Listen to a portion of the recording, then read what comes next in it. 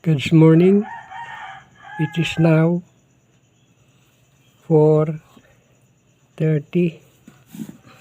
Philippine time zone here in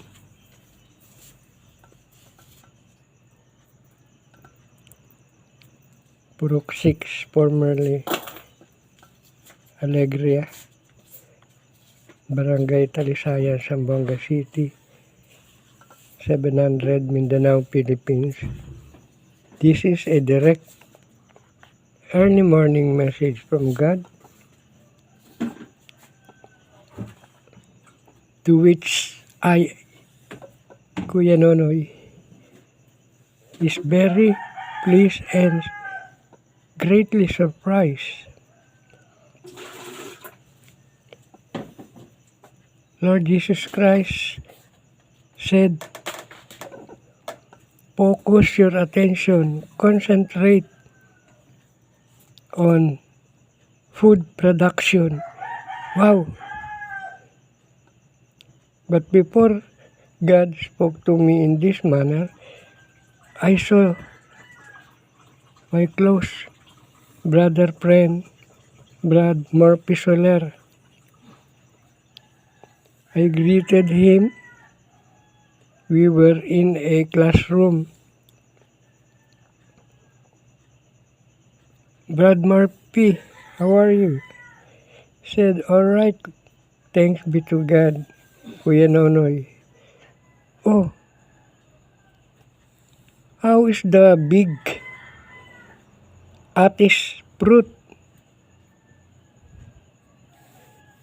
sugar apple, in your garden? They are still there. How many? I have several very big Atis, like the one I have shown you before. Wow! XL! Yes, XL. From that conversation and meeting, God began to speak and teach me.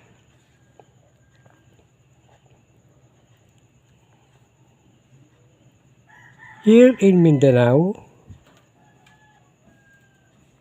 the land is big, fertile, and rich. The sea is surrounding the archipelago. From these two natural sources I created, you can do much more than what is being done. The formula is XL, extra large.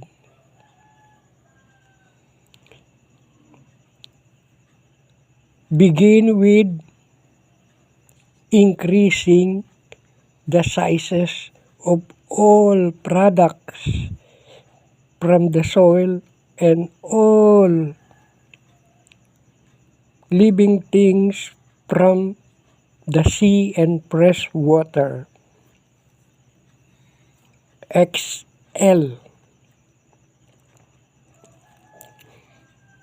Conduct a research survey, gather them and video them, document them, produce pictures and images. Here in Mindanao, beginning in Barangay Ayala, Talisayan, going further to the remote areas, upland and lowland, XL. Use the word adjective largest, longest, biggest, heaviest.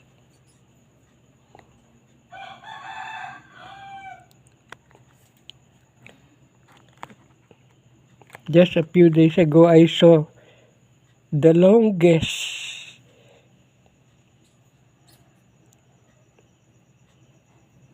patola I have seen. Dear friends, join me through our barangay chairman in Ayala and also in Talisayan and all other interior lowlands, highlands.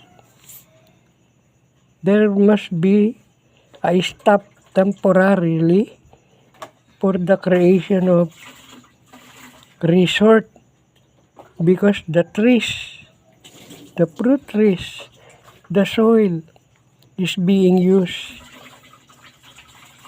not for food production but for entertainment and to generate income. I will move for temporary restraining order to stop because the trend of this resort has already rapidly increased. They already face each other in many highways which were formerly thickly populated by fruit-bearing trees, strong lumber, and rich farmland. Join me in prayer. Now, I will present the program to the barangay chairman, Sir Puloy, together with my friend, Brad Marjo Niminyo, and Sister Sherilyn Niminyo, together with Jane, and integrate our efforts with Brad Murphy Soler and Jennifer Soler, First Lady niya. We will gather all the harvest and to be harvested vegetables and fruits. The longest, the biggest, the largest, the heaviest, the sweetest. And then we will intensify our research based on science and technology how to grow bigger, and biggest farm products and marine product, both from the sea and fresh water. Concerning the fishes, it is written in the Holy Bible that God commanded the fishes increase in number, and great sea monsters were created by God. They are not just dinosaurs. Fishes, giant fishes that can be eaten. We can culture these fishes in the vast land area beginning in barangay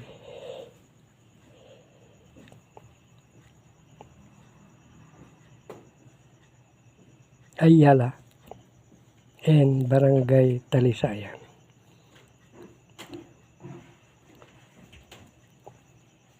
The fresh water fishes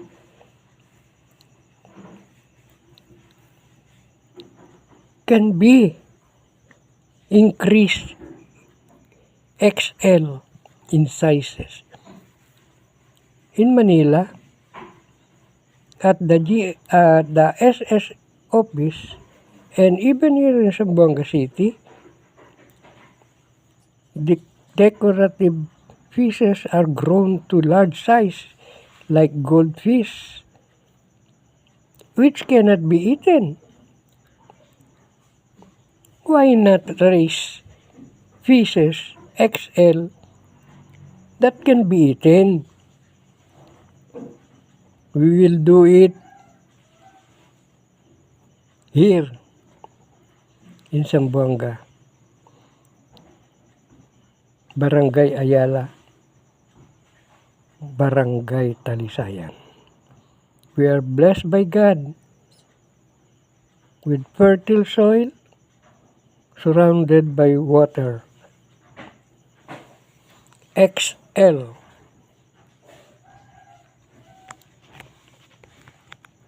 I will organize and form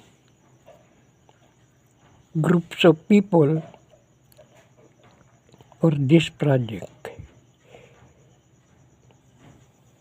This must be done right after our marriage, Jane and I, in God's timeline.